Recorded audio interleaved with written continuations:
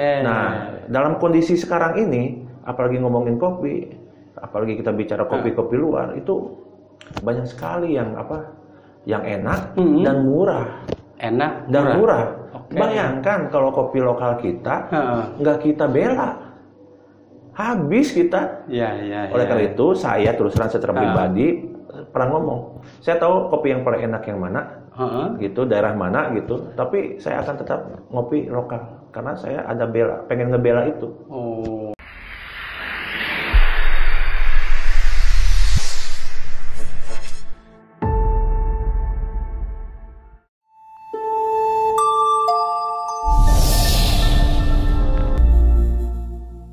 Assalamualaikum warahmatullahi wabarakatuh. Selamat datang di Bagus Podcast. Kembali kita mengundang tokoh-tokoh inspiratif di Provinsi Banten. Hari ini sudah hadir di studio mini Bagus Podcast.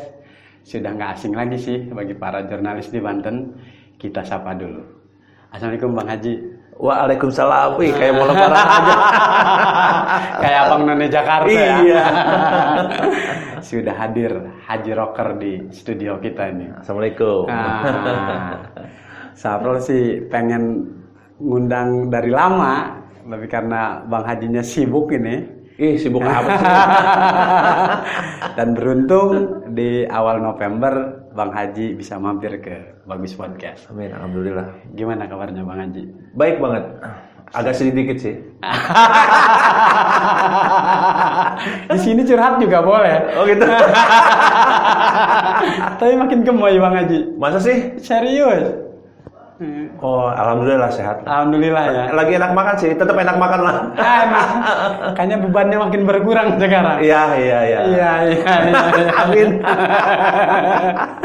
Nih sosok Bang Haji ini kalau teman-teman jurnalis di Banten itu kalau bicara soal pengalaman di Pemprov Banten sudah banyak sekali.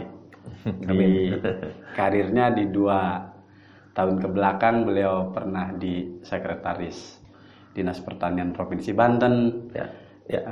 Kalau ngurusin kopi beliau ahlinya. Dari kopi kemudian beliau ngurusin mitigasi sekarang di BPBD ya. Ya, bencana ya. Wah, pencegahan dan kesiapsiagaan. Subhanallah. Bentar lagi mau musim penghujan soalnya. Ya, pancaroba sekarang ini. Jadi paten. Tapi kita tidak untuk bahas yang berat-berat, tidak yang serius-serius ini. Asik, alhamdulillah. Itu urusan para politisi aja yang berat-berat. Siap. Kita akan ngomongin soal kopi, mitigasi, dan sepak bola. Siap. Nah, Saprol banyak yang nelpon di akhir Agustus. Ketika viral tuh, kopi Haji Rocker dipuji Pak Jokowi. Alhamdulillah. Wah, itu rame banget itu. Padahal yang bergelut di perkopian itu kan banyak sekali. Iya. Kok bisa kopi Haji Rocker yang dipuji Pak Jokowi? Gimana ceritanya itu Pak Haji? Ceritanya gimana ya? Ya, saya juga nggak duga sih. Ya biasalah dalam produksi kopi kita jual, kita promosiin. Intinya sih kan saya ingin mengenalkan bahwa Banten itu punya kopi. Oke. Dulu kan ingat kita bikin festival pertama. Iya. 2019. Iya, sama teman-teman juga kan. Idenya kita bareng-bareng dengan komunitas. Tagline-nya kan Banten punya kopi. Iya. Nah, sekarang kan udah sampai yang ketiga nih. Betul. Banten punya kopi yang berkualitas dan sekarang Banten punya kopi untuk siap dipasarkan hilirisasi gitu. Ya singkat cerita, ya saya juga udah setahun lalu tuh udah mulai bikin produk sendiri. Ya singkat cerita, ya promosi biasa-biasa aja, banyak sih bagi-bagi kayak gitu. Ya singkat cerita, waktu itu adik saya diajak pameran. Ke HIPMI tuh, ada Munas HIPMI katanya. Oh ya silakan bawa aja waktu itu. Bawa tuh Haji Rocker kopi tuh. Iya, kebasanya waktu itu saya inget tuh dia kan bawa yang Haji Rocker Blend sama yang bawa Haji Rocker Blend tuh dari kopi Gunung Karang, di blend sama Arabica kita, kemudian bawa Arabica Cisungsang waktu itu 2 kilo. Jadi dia diajak, akhirnya dia berangkat. Ya dia ngasih tahu, ini kita ikutan di sini diajak, ya udah. Dan Pak Hajinya nggak hadir di acara itu. Oh enggak. Saya di ngantor lah. Di kantor sekarang, di kantor sekarang apa ketat. Oh iya, hari kerja ya? Hari kerja iya. Iya. Nah, saya disangkanya nggak kerja lagi. Malah sibuk jualan. Padahal buat nama Banten juga. Siap. Kenapa kita awalnya nanyain soal Haji Rocker Kopi yang dipuji Pak Jokowi? Karena Sapro inget banget 2019 saat edisi perdana ya? Iya, perdana. Festival Kopi Banten sampai Pak Menteri Pertanian hadir. Mantan. Mantan waktu itu ketua Dekopi dia ya. Kemudian Bupati Serang. Iya. Dan dari 2019 itulah sekarang sudah edisi ketiga ya? Udah ketiga. Nah, nggak tahu nih tahun ini. Nggak tahu ada apa enggak, saya belum ada kabar, tapi rencana sih mau ada launching apa gitu. Tapi mudah-mudahan ada lagi ya. Ada, harus ada, karena dengan media itu lebih di-up lagi gitu. Pasti penjualan, kalau ada pameran, penjualan meningkat. Betul. Tapi kan misalnya di 2 tahun lalu pas pandemi Covid, festival kopi itu ada, sekarang sudah nggak pandemi, mestinya lebih ini lagi ya. Karena Sapro sebagai yang inisiator dan pencinta kopi, sudah menghindari kopi sasetan sebenarnya. Asik, berarti nggak sesat lagi dia. Iya. Nah, kalau ngomongin kopi diterusin lagi nggak tadi? Diterusin lagi. Makanya setelah itu apa? Oh, jadi kan pokoknya itu suatu anugerah lah. Kita bisa ini sama Pak Jokowi kan. Nah, setelah itu ya akhirnya ya AR lah. Terutama saya kan taunya tadi saya bilang tuh dia bawa Haji Rocker Blend sama kopi Gunung Karang sama kopi Cicungsang. Oke. Ketika wartawan pada nanya ke saya bilang, oh itu kopi Arabica Cicungsang. Padahal yang dipegang itu kopi Gunung Karang Pandeglang. Ya sebenarnya nggak masalah, dua-duanya keangkat kan. Alhamdulillah. Nah sekarang ya pemasaran meningkat, respon meningkat seperti itu, dan termasuk ya hayu saya mengajak sama-sama anugerah yang saya dapat ini, hayu manfaatkan buat menaikkan produksi penjualan kopi kita. Sok hayu yang punya kopi-kopi lokal, hayu sama-sama kita naikin, kita kenalin gitu. Jadi dampaknya positif ya Kak Haji ya? Alhamdulillah positif, positif banget. Gokil. Tapi ada yang banyak yang nanya kemudian ketika Kak Haji sudah tidak di Dinas Pertanian, justru Kak Haji tetap konsisten di perkopian. Iya. Artinya ini udah passion Kak Haji. Nah, saya juga mau bicara bahwa ketika kejadian itu kopi saya dipegang Pak Jokowi, saya dapat jawaban. Artinya inilah jawaban dari komitmen dan konsistensi kita selama ini. Karena saya di kopi itu dari mulai nyoba-nyoba sampai sekarang itu dari tahun 2015 lah. Sampai sekarang, nah ini hasilnya. Kita memperjuangkan kopi lokal dan akhirnya di endorse sama orang nomor 1. Itu jawabannya. Jadi ini tidak tiba-tiba ya? Oh tidak. Prosesnya panjang. Iya, panjang banget. Lalu kalau bicara potensi kopi di kita di Banten, apa sesungguhnya yang menjadi khas Banten itu apa? Jadi kan setiap daerah pasti punya kekhasan ya. Kalau saya sih sebetulnya begini, saya lebih ke arah satu mengenalkan, yang kedua kita harus bela dan beli gitu. Karena kunci dalam kesuksesan petani kita itu adalah dibeli gitu. Kita kalau misalnya ada barang tidak dibeli, petani kasihan. Betul. Ada dia berbudidaya tidak laku, dia tidak mau memproduksi lagi. Tapi kalau dia berproduksi, dibeli, dia pasti akan tanam lagi karena ada permintaan. Nah, dalam kondisi sekarang ini, apalagi ngomongin kopi, apalagi kita bicara kopi-kopi luar, itu banyak sekali yang enak dan murah. Murah. Bayangkan kalau kopi lokal kita nggak kita bela, habis kita. Oleh karena itu, saya terus terang secara pribadi pernah ngomong, saya tahu kopi yang paling enak yang mana, gitu, daerah mana gitu, tapi saya akan tetap ngopi lokal karena saya ada pengen ngebela itu. Tapi secara kualitas kopi Banten juga bisa bersaing. Bisa. Kan kita dalam festival kopi kan sering lomba tuh, ada cupping, ada lomba roasting gitu kan.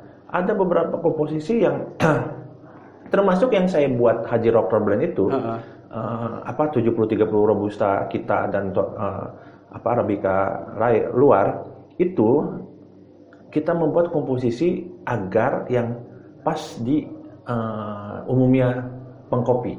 Jadi saya sama teman-teman komunitas bilang begini, coba buatin dong kopi yang pas. Pakai bahan dasar kopi kita lokal, cita rasanya enak, wanginya oke, tapi harganya jangan mahal-mahal. Agar ketika orang mau pindah dari saset ke kopi biji itu nggak mikir harga. Singkat cerita, pokoknya kita dapat di komposisi 120.000 waktu itu. Jadi 120.000 itu kan ibaratnya kalau kita ngitung gampang 100.000 lah ya. Kalau kita mau ngopi, berarti kan kita ngopi misalnya 10 gram lah atau 15 gram atau lebih, kan itu udah 1.000 cup. 1.000 cup ditambah air, bla bla bla, 2.000 dijual 5.000 juga masih bisa. Kantong mahasiswa lah ya. Iya, bahkan kalau misalnya agak di tempat agak bagus dikit bisa 10.000. Iya, makanya ini juga salah satu bentuk peningkatan ekonomi masyarakat. Jadi kalau misalnya ada yang ngomong misalnya pengangguran dan lain-lain, ya suruh dagang kopi aja. Dan itu sangat bisa mengurangi pengangguran di Banten. Bisa lah. Makanya kalau boleh saya usul, ya kan ramai tuh Starling ya kayak gitu. Iya, kasih aja sepedanya atau sepeda lah, terus tempat jualannya pakai kopi. Jualan kopi. Soalnya kalau kita di Kota Serang nih kayaknya, pesat banget. Iya. Di mana-mana itu ada yang menyediakan kopinya justru dari lokal atau dari daerah lain itu. Justru itu. Nah ini sama-sama kita harus berjuang. Emang saya tidak ofensif masuk ke sana ya. Silahkan teman-teman yang udah tahu potensi ini ambillah gitu. Karena saya hanya sederhana sih. Jadi kan di Tata Niaga itu ada budidaya, prosesor, hilir. Nah saya hilir tuh sudah dapat kopi dari prosesor, kita packaging, kita jual. Nah, ini banyak nih. Kan dengan kemarin diangkat oleh Jokowi kan harusnya orang bisa tertarik ya. Memang banyak sih ke saya juga nawarin, cuman saya pengennya tuh organik aja, alami gitu. Ji, udah ada stok berapa kita beli, kita packaging, kita tawarin gitu. Esok aja ayo. Saya bilang, tapi jangan gua capek, gua kerja gitu kan. Sok gitu. Saya nggak mau mengambil semuanya. Jadi hayu sok peran itu ambil sama siapa kayak gitu. Kuncinya di hilirisasi itu. Iya, hilirisasi ya. Pemberdayaan masyarakat. Betul. Tapi Pak Haji kalau kita nih Saprol orang Banten, kita familiarnya kopi Lampung. Iya. Kopi Toraja. Artinya kopi-kopi Banten justru belum begitu dikenal oleh provinsi yang lain. Sebenarnya kalau dari sisi kualitas kita sangat bisa.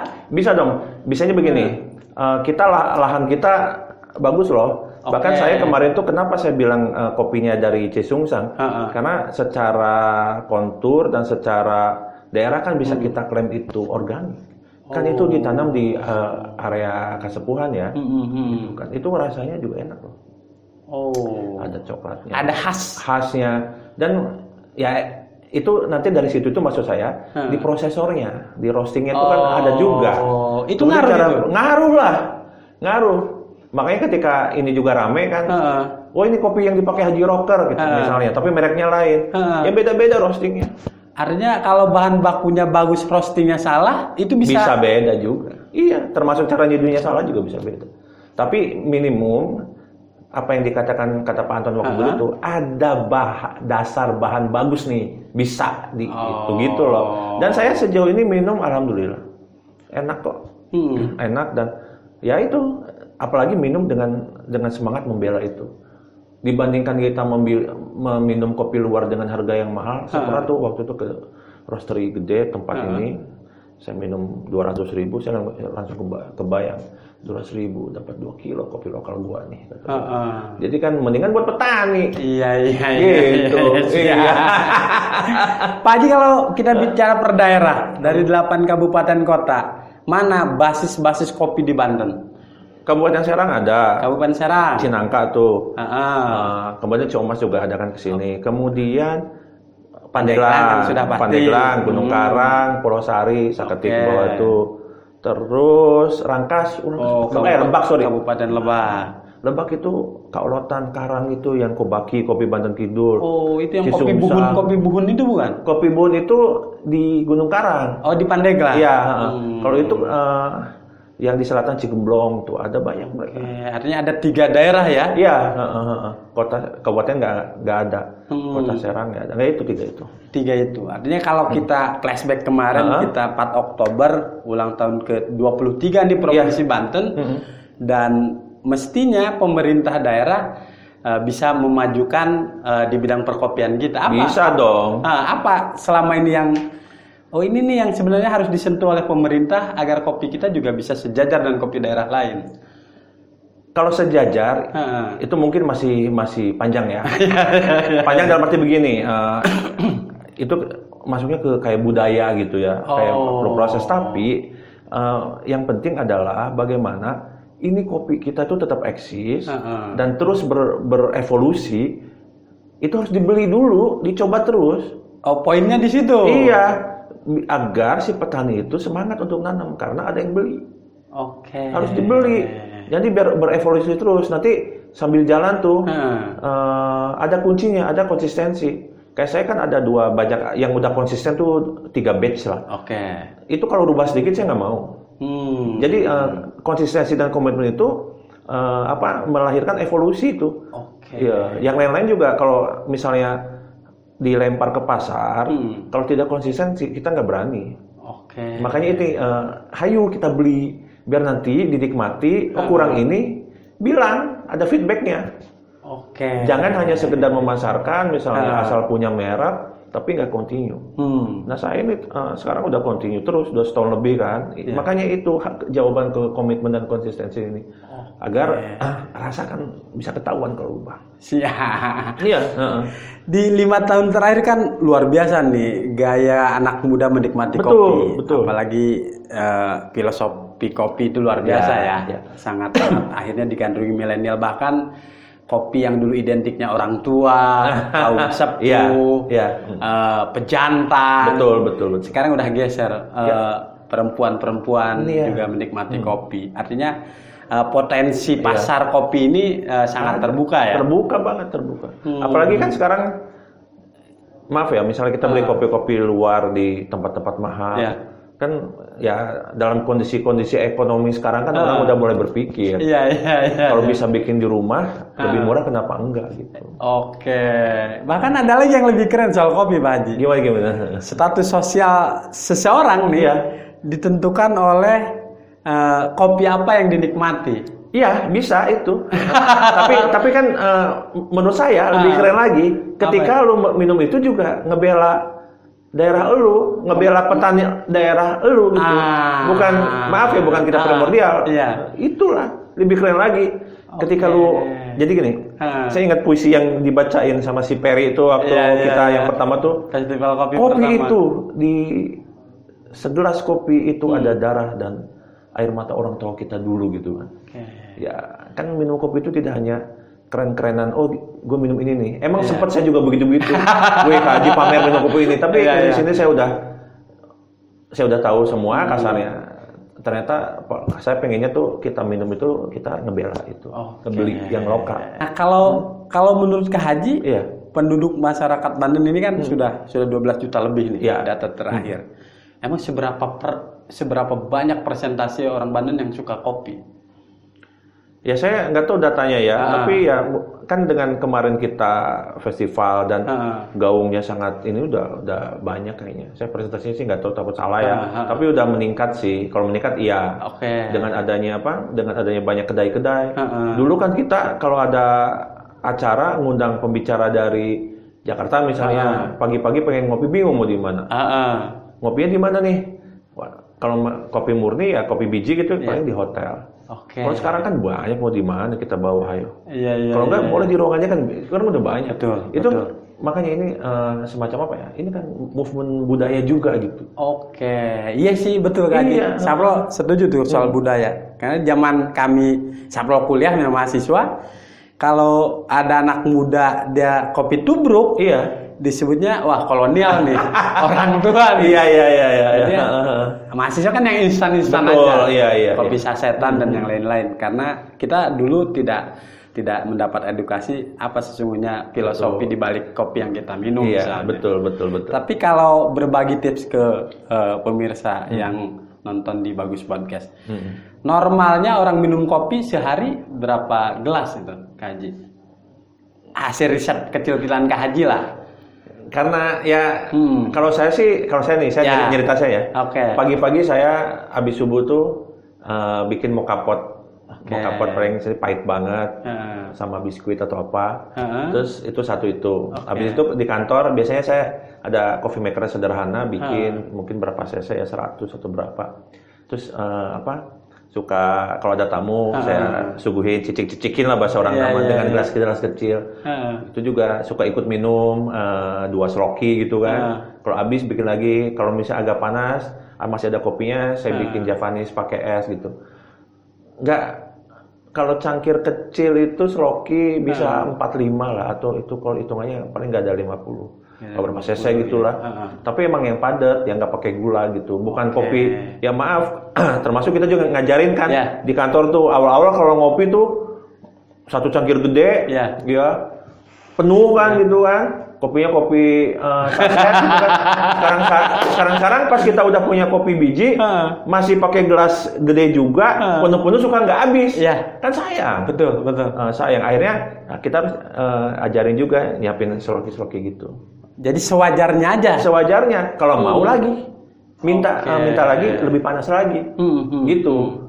Sebagai orang yang bergerak di kopi apa ada dampak negatifnya nggak sih? Sejauh ini saya enggak. Justru saya kayak bilang itu klaim itu jamu saya atau terapi saya lah. Jadi nggak minum kopi manis dan kopi pahit. Enak. Tapi bahwa itu menyebabkan orang tidak tidur ya? Enggak juga. Saya kalau lagi penat, ngantuk, malah ngopi saya. Tidur aja. sebetulnya kalau nggak salah nih ya, kopi dan teh itu kan minuman penyegar. Segar, rileks, tidur. Jadi perlu kita debat juga ya. Iya. Orang kalau udah minum kopi katanya bakal begadang. Enggak sih. Enggak. Ternyata tidur aja. Berbeda pada tiap orang ya. Iya. Berbeda pada tiap Makanya orang. betul tuh. Jadi kalau misalnya nggak minum kenapa kembung atau nggak minum begini, jangan nyalain kopinya. Ya kitanya, berarti badan kita ya nggak pas gitu. Iya. Itu benda mati mah jangan disalahin. Tapi memang kalau ngobrolin kopi emang nggak ada habisnya ya Kak. Bahkan di medsos viral kan. Oh ya udah pada ngopi belum misalnya. Itu juga bagian dari bagaimana anak-anak muda sesungguhnya ingin menunjukkan ekspresinya. Betul. Daripada ngomongin politik yang lain-lain ya. Ngopi bareng itu lebih bahkan ya baik. Kalau misalnya sering-sering ngopi dong dari dulu ngopi aja nggak ada solusi. Iya. Jadi banyak pameo ya di bidang kopi. Tapi kalau kita lanjutkan Kaji, tadi potensinya ada di 3 kabupaten. Lalu kemudian secara persentase masyarakat Banten juga mania kopi lah. Sapro pernah punya teman dulu, teman di kantor waktu jadi wartawan di Cetak. Dia orang Jawa Tengah. Itu banyak banget kalau di sana. Dia kaget ketika ke Banten. Pagi katanya ditawarin kopi. Siang kopi. Sore kopi, malam kopi. Ini orang Banten. Udah itu kopinya saset lagi. Iya. Kencing mulu. Karena bahwa ternyata semaniak itu warga Banten dengan kopi. Meskipun ya mungkin ya itu tadi ada yang kopi saset, ada yang kopi tubruk. Lalu bagaimana kemudian potensi ini ditangkap oleh pemerintah daerah nih, terutama di kabupaten kota. Sudah masuk belum sih pada ternyata ini harus ditangkap peluang ini untuk menyejahterakan petani kopi yang ada di 3 daerah itu. Harusnya sudah. Jadi sudah ada peraturannya kok. Saya nggak tahu Perda atau Pergub atau apa. Ketika kita harus menyajikan pangan lokal. Ya sekarang tinggal diangetin lagi aja itu atau dilaksanakan aja. Saya pernah melakukan itu di Dinas Pertanian. Karena Dinas Pertanian kan kebetulan suka baca program.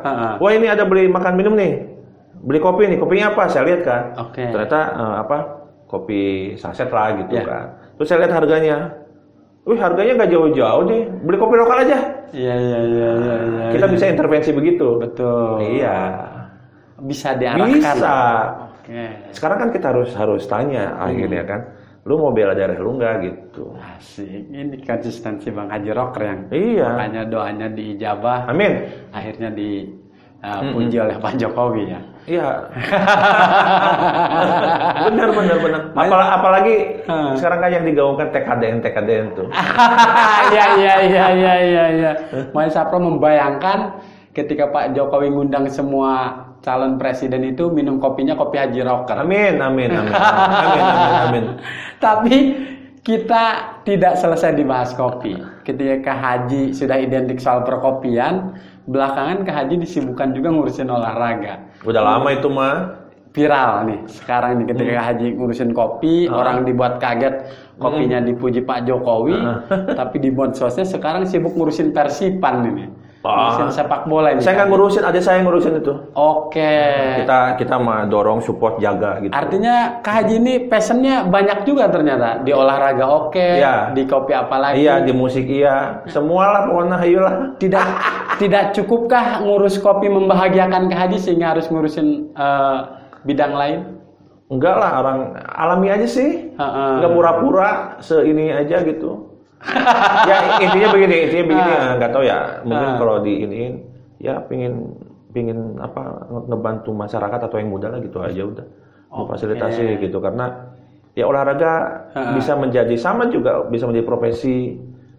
Kalau kita punya kesempatan, punya industri yang bagus kan bisa mengurangi menambah lapangan kerja, itu aja. Oh, jadi spiritnya tetap sama, analoginya sama semua. Analoginya tetap iya. sama. Ingin memajukan daerah. Iya itu. Ingin memajukan generasi di Banten betul. Di bidang sepak bola. Iya. Karena dulu saya susah dulu tuh. Susah mau apa-apa tuh di daerah fasilitasnya nggak ada. Oke, banyak anak muda nggak punya kesempatan. Iya. Nah sekarang kita alhamdulillah kita sama-sama, ayo kita kasih kesempatan. Orang kita tuh kalau dikasih kesempatan bisa kok. Sangat bisa. Sangat bisa. Tapi kan waktu Kak Haji juga tersita banyak ngurusin kopi, ngurusin sepak bola. Emang ngurusnya kayak apa sih? Tapi nggak pernah dikomplain sama keluarga. Enggak. Jadi justru yang terakhir ini keluarga ikut malah istri saya. Gokil. Serius. Dan di rumah pada ngopi. Istri saya sih enggak. Istri, tapi dia senang tuh kalau pagi-pagi buatin kopi saya tuh. Oh. Wanginya enak ya. Nyegerin dia kan. Jangan-jangan di rumahnya parfumnya parfum. Nah ini nih. Ini juga sama nih, fun fact nih. Di kantor-kantor kan suka ada pewangi ruangan tuh. Ya. Sama saya nggak ada pakai itu. Biar wanginya kopi aja alami gitu. Oh, cukup dengan kopi. Iya. Gimana tuh Kak Haji? Ya kan ada mesin kopi. Kalau di kopi dicampur air panas kan ada udaranya, ada keluar aromanya tuh. Dan itu sudah cukup untuk membuat ruangan saya. Bahkan kalau dari luar tuh udah kalau ada tamu waktu dulu tuh, udah kecium kopi dari luar. Masa sih saya bilang gitu. Itu. Terus ampas kopinya bisa jadi pupuk tanaman hias kecil-kecil gitu. Di 2 pertanyaan terakhir Kak Haji. Kak Haji ini kan ASN. Banyak orang yang cemburu udah ASN, terkenal, sukses ngurusin kopi, sekarang juga bisa membangun persepak bolaan di daerah di Pandeglang. Terbebani nggak sih dengan status ASN Kak Haji? Enggak sih. Enggak ya? Enggak. Intinya begini sih, itu dari cita-cita saya awal kan. Memang ASN itu bukan cita-cita saya. Saya kan pernah cerita bahwa saya ASN itu diminta orang tua. Nah, jadi ketika saya nurut sama orang tua, saya mengorbankan mimpi saya yang lain. Ya, jadi ketika saya akhirnya jadi memenuhi keinginan orang tua karena ridho orang tua itu adalah seperti ridho Tuhan, Allah, ya saya tidak akan main-main jadi ASN gitu aja sih. Jadi saya tidak mau mengorbankan. Maksudnya saya udah mengorbankan cita-cita saya nih, sehingga jadi ASN saya nggak mau main-main. Ya inilah harus bermanfaat gitu loh. Kalau lo hanya gitu-gitu doang, ngapain lo ngorbanin cita-cita lo yang dulu?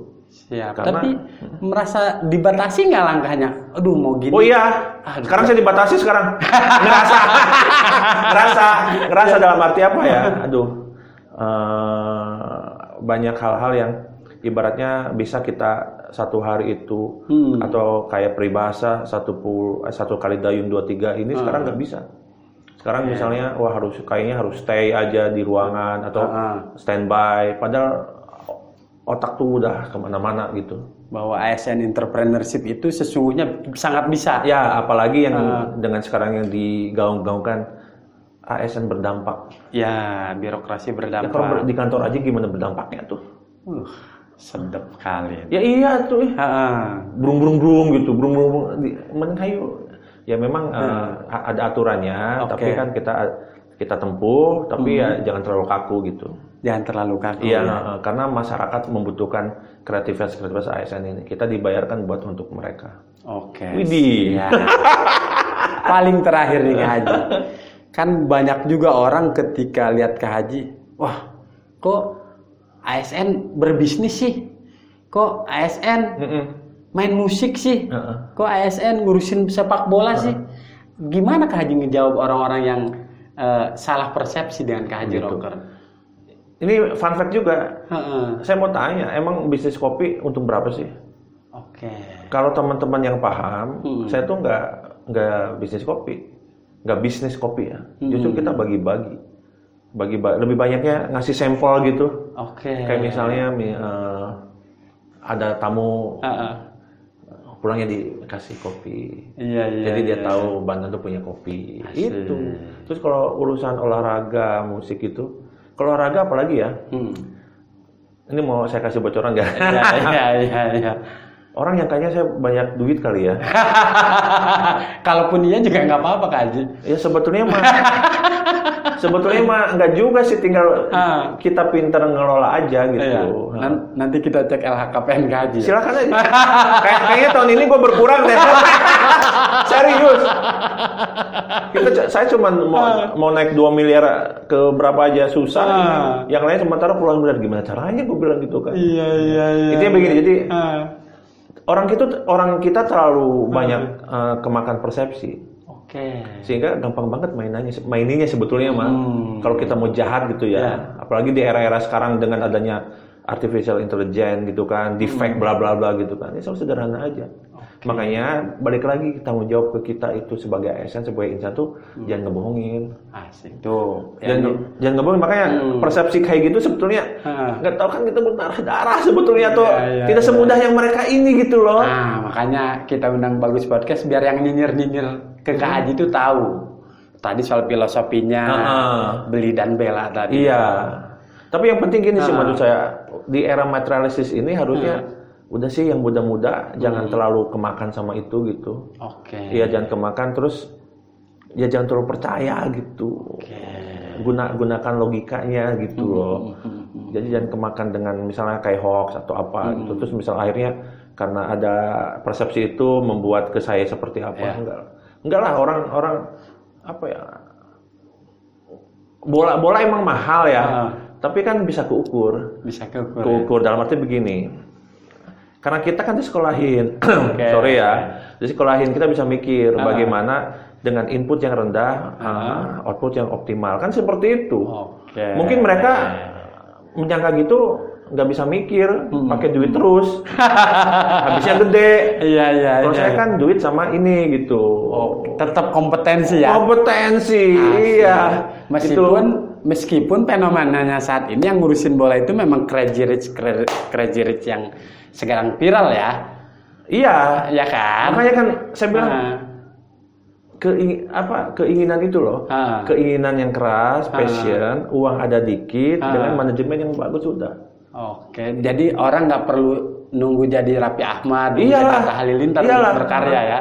Cuman kan memang ya itu perlu Cinderella banget ketika misalnya tiba-tiba Raffi Ahmad, si Haji keren nih, gue masuk kan, nggak gitu juga. Makanya intinya begini sih, kalau saya sih lebih ke bukan masalah itu. Kita harus siapin kader juga gitu, ada regenerasi. Jangan udah dari muda sampai tua posisinya di situ aja di bola gitu kan. Anak-anak muda kasih kesempatan. Asik. Eranya beda loh, pemikirannya lebih jauh loh. Sebenarnya kita masih banyak yang pengen digali ke Haji Rocker, tapi durasinya juga terbatas Haji. kita pengen di akhir apa yang perlu Kak Haji bagi sharing pada para pelaku UMKM, anak-anak muda kita di Banten yang sedang mengurusi sebuah produk. Gitu. Apa kunci suksesnya Kak Haji yang bisa di-sharing? Ya kunci suksesnya yang tadi saya bilang tuh komitmen dan konsisten. Dan lebih keren lagi kalau lu pakai produk dari daerah, dalam daerah. Gitu. Jadi kita harus kampanye produk lokal ya? Iya tuh. Cintai produk daerah. Iya itu. Paten. Sudah paripurna kita kalau sudah cintai produk dalam negeri dan produk lokal. Iya. Setelah ini kita ngopi lagi kan? Siap. Sobat Bagus, kita sudahi dulu. Nanti edisi kedua kita undang lagi beliau. Amin. Terobosan yang masih dirahasiakan. Tapi paling tidak kita jangan alergi dengan sesuatu yang pahit. Betul. Karena pahit ternyata dicintai dan dicari banyak orang. Terima kasih banyak Kak Haji. Saya juga makasih udah diundang. Kita jumpa lagi di Bagus Podcast berikutnya. Assalamualaikum warahmatullahi wabarakatuh.